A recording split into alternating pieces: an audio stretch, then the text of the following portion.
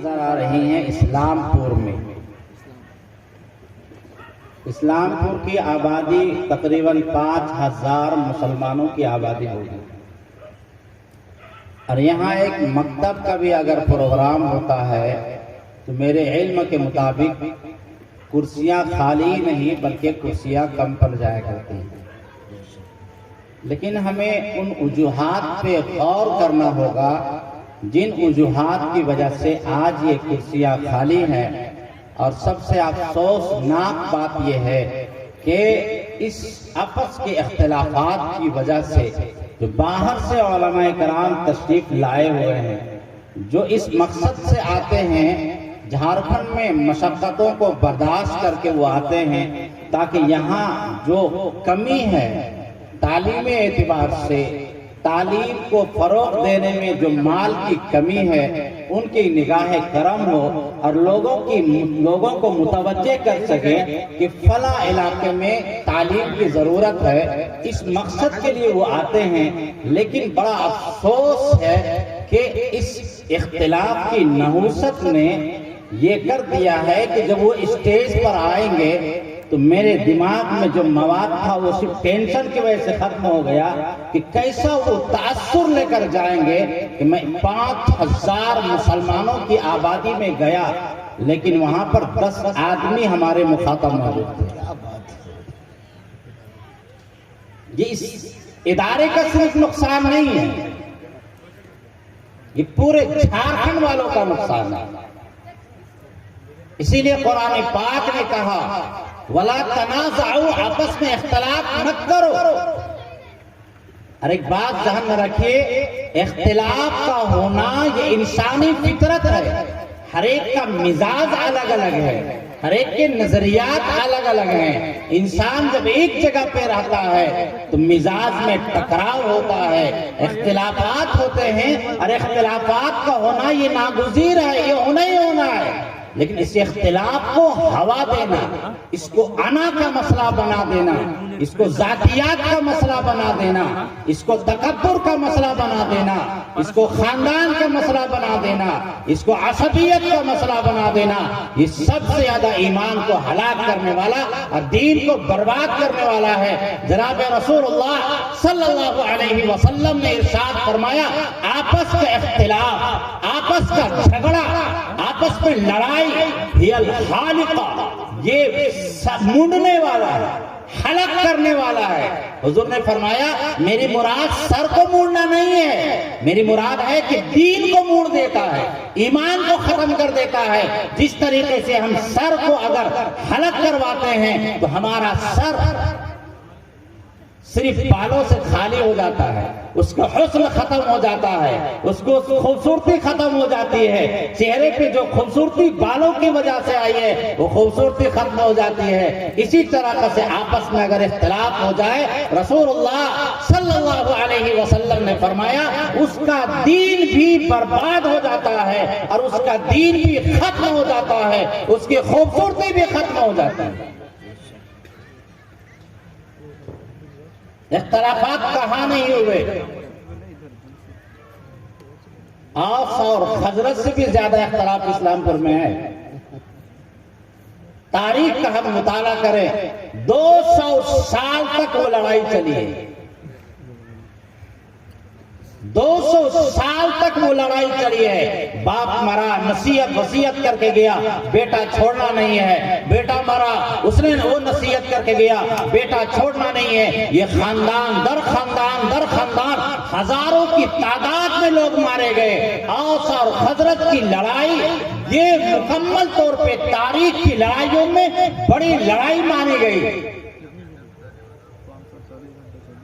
لیکن اسلام جب آیا اور اسلام کا پیغام جب آیا، نبی علیہ الصلوۃ والسلام مدینہ منورہ میں تشریف لائے تو ایسے بھائی بن گئے، فَأَلَّفَ بَيْنَ قُلُوبِكُمْ فَأَصْبَحْتُمْ بِنِعْمَتِهِ إِخْوَانًا۔ اللہ نے دلوں میں ایسی محبت ڈالی ایمان کی بنیاد پر، رسول اللہ سے محبت کی بنیاد پر کہ تمام کے تمام آپس میں بھائی بن گئے، یہ قرآن نے بیان کیا۔ اور رسول اللہ صلی اللہ علیہ وسلم نے سب سے پہلا جو کام کیا مدینہ آنے کے بعد، یہ اختلاف کو ختم کیا اور آپس میں بھائی بھائی بنایا۔ حضرت علی کو کہا تم میرے بھائی ہو، عبد الرحمن بن عوف سے کہا کہ تم فلاں کے بھائی ہو، فلاں سے کہا تم فلاں کے بھائی ہو۔ اس طرح آپس میں بھائی بھائی بنا کہ لاکھ ہزاروں سال کی لڑائی، سالہ سال کی لڑائی کے باوجود اسلام میں آنے کے بعد ان تمام کو آپس میں جوڑ دیا۔ فَأَلَّفَ بَيْنَ قُلُوبِكُمْ فَأَصْبَحْتُمْ بِنِعْمَتِهِ إِخْوَانًا۔ صحابہ آپس میں بھائی بھائی بن گئے اور ایسے بھائی بنے کہ عبد الرحمن بن عوف رضی اللہ تعالیٰ عنہ سے ان کے انصاری بھائی نے کہا کہ آپ میرے بھائی بن گئے ہیں، آپ کو مال کی پریشانی ہے، آپ مکہ سے ہجرت کر کے تشریف لائے ہیں، آپ پریشانی میں ہے، میری دولت جو موجود ہے اس کا میں آدھا حصہ کرتا ہوں، آدھا آپ کا آدھا میرا، میری 2 بیویاں ہیں، میں بہت اچھی زندگی گزار رہا ہوں، لیکن آپ چاہیں اگر ان میں سے ایک کو میں طلاق دے سکتا ہوں، اس سے آپ نکاح کر سکتے ہیں۔ اس قدر بھائی چارگی آپس میں آ گئی تھی، اور انہی کا نام اللہ تبارک و تعالیٰ نے انصار رکھا، مدد کرنے والا رکھا، اور اسی انصار سے، اسی انصار کی طرف نسبت کرنے والے اکثر و بیشتر اس گاؤں کے رہنے والے لوگ ہیں۔ ہمیں بھی وہ پہل اختیار کرنی چاہیے، ہمیں بھی وہ آغاز کرنا چاہیے تھا۔ نبی قرآن پاک نے فرمایا وَإِن طَائِفَتَانِ مِنَ الْمُؤْمِنِينَ اقْتَتَلُوا فَأَصْلِحُوا بَيْنَهُمَا، کہ اگر مسلمانوں کی 2 جماعت میں جھگڑا ہو جائے، لڑائی ہو جائے، قتال ہو جائے، تو آپس میں صلح کرا دو۔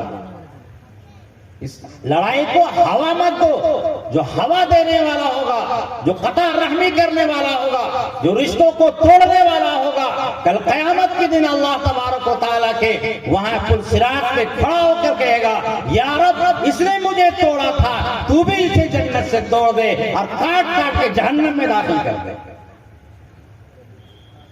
وَإِن طَائِفَتَانِ مِنَ الْمُؤْمِنِينَ اقْتَتَلُوا فَأَصْلِحُوا بَيْنَهُمَا، مومنوں کی 2 جماعت میں، معلوم ہوا کہ مومنوں میں لڑائی جھگڑا ہو سکتا ہے، لڑائی ہوگی، لیکن لڑائی کو باقی نہیں رکھنا ہے، لڑائی کو ختم کرنا ہے۔ اور لڑائی ایسی خراب چیز ہے، اتنی نحوست والی چیز ہے کہ نبی علیہ السلام نے فرمایا میں رمضان کے میں نکلا تھا شب قدر کو بتانے کے لیے کہ کس رات میں شب قدر ہے، کس رات میں شب قدر ہے۔ 2 مومنوں کی لڑائی کرنے کی وجہ سے اللہ تبارک و تعالیٰ نے اس کی وجہ سے میرے ذہن و دماغ سے شب قدر کی تعین کو ختم کر دیا۔ شب قدر کس رات میں ہے، اس رات کی تعین اللہ تبارک و تعالیٰ نے نبی کو بتایا تھا کہ وہ 21 کو ہے یا 23 کو ہے یا 25 کو ہے یا 27 کو ہے یا 29 کو ہے، اللہ نے بتایا تھا، لیکن 2 لڑائی کرنے والوں کی وجہ سے اللہ نے جان و دماغ سے نکال لیا۔ اور بخاری شریف کے کا ایک باب ہے جو امام بخاری نے باب باندھا ہے، اور وہ حدیث پاک بھی ہے، لیس الکذاب الذی یصلح بین الناس۔ پانی دیجیے گا۔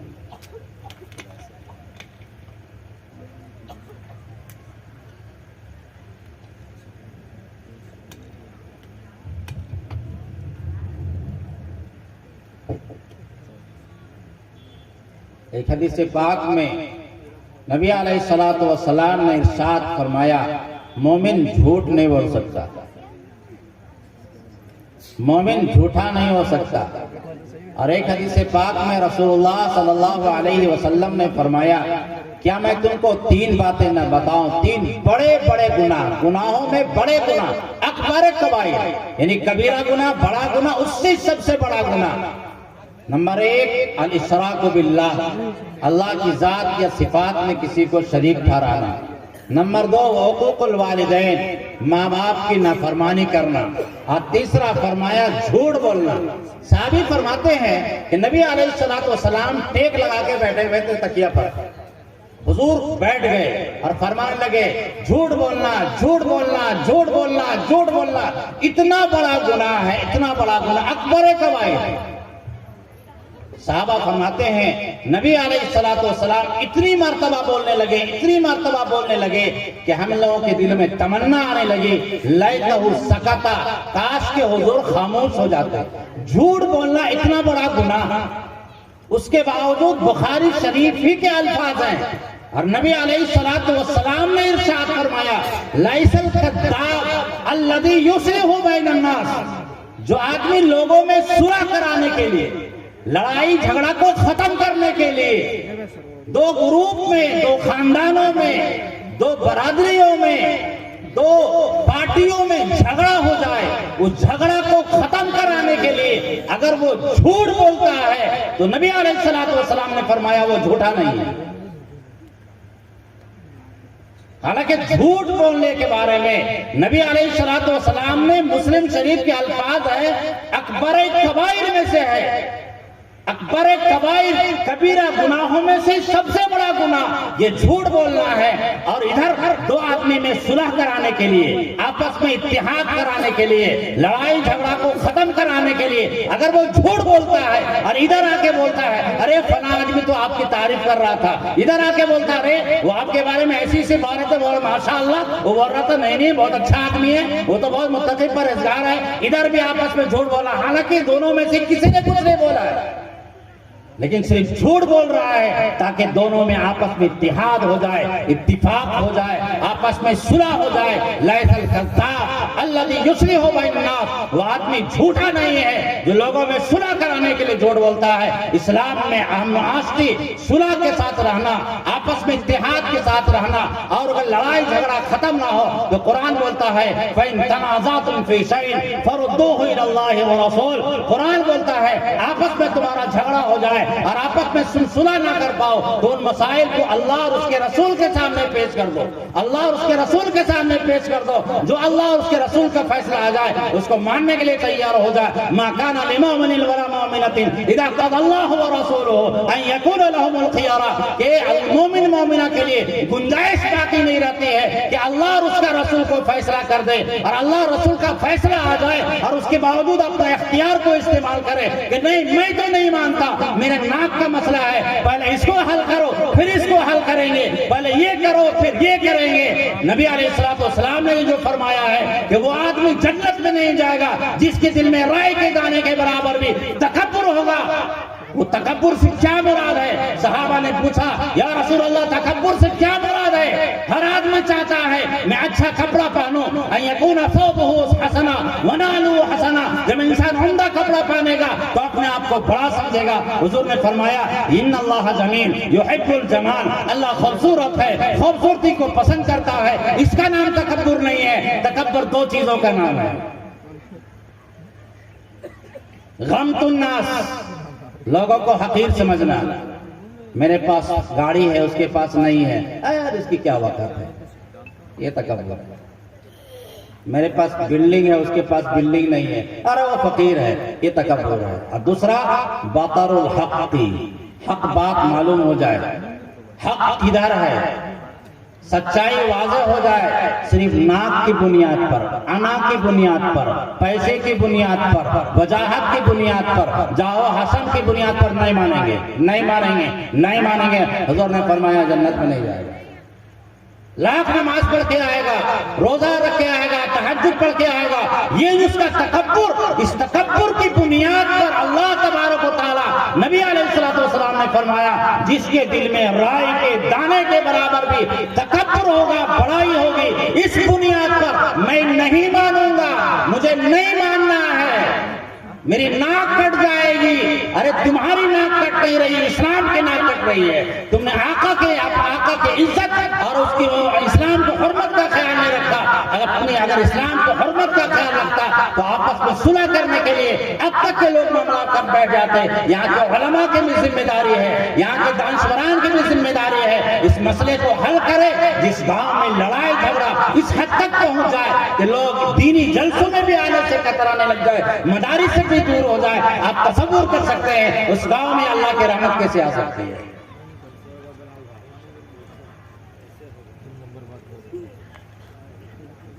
اچھا, میں اپنی بات میرے خیال سے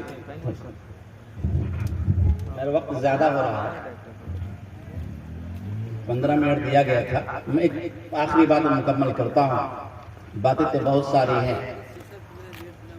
حضرت عائشہ صدیقہ رضی اللہ تعالی عنہا نے ارشاد فرمایا کہ نبی علیہ الصلوۃ والسلام نے کبھی بھی اپنی ذات کا بدلہ نہیں لیا. حضور کو لوگوں نے گالیاں دی, ستایا, کیا نہیں کیا. سیرت کی کتاب پڑھی ہوئی ہے ہمارے سامنے, وقت بھی اس کو بتانے کا نہیں ہے. ہاں, جہاں اسلام کا معاملہ آتا, ایمان کا معاملہ آتا, اللہ کے حدود کا معاملہ آتا, نبی علیہ السلام وہاں کسی کی سفارش بھی قبول نہیں کرتے تھے. آپ نے مشہور واقعہ سنا ہوگا کہ فاطمہ نامی خاتون سے چوری, بڑے خاندان کی تھی, لوگوں نے نیا نیا ایمان لوگ لائے تھے, وہ حضور کے پاس آ کر کے سفارش کرنا چاہتے تھے کہ معاف کر دیا جائے, معاف کر دیا جائے, ہاتھوں کو نہ کاٹا جائے. کسی کے اندر طاقت نہیں تھی کہ حضور کے سامنے جا کے سفارش کرے. حضرت اسامہ بن زید رضی اللہ تعالیٰ عنہ حب النبی مشہور تھے, حضور کے محبوب تھے, ان سے لوگوں نے کہا تم جا کر کے سفارش کر دو. وہ گئے, نبی علیہ السلام کا چہرہ انور سرخ ہو گیا, ممبر تشریف لائے اور فرمایا اتصفیو فی حد من حدود اللہ, کہ اللہ کے حدود کے بارے میں تم سفارش کرتے ہو. خدا کی قسم فاطمہ بنت محمد سے بھی اگر بالفرض و محال چوری کا صدور ہوتا تو اللہ کے دین کے حدود کے لیے, اللہ کے احکامات کے لیے اس کا بھی ہاتھ کاٹ دیتا. میں اللہ کے حدود کے بارے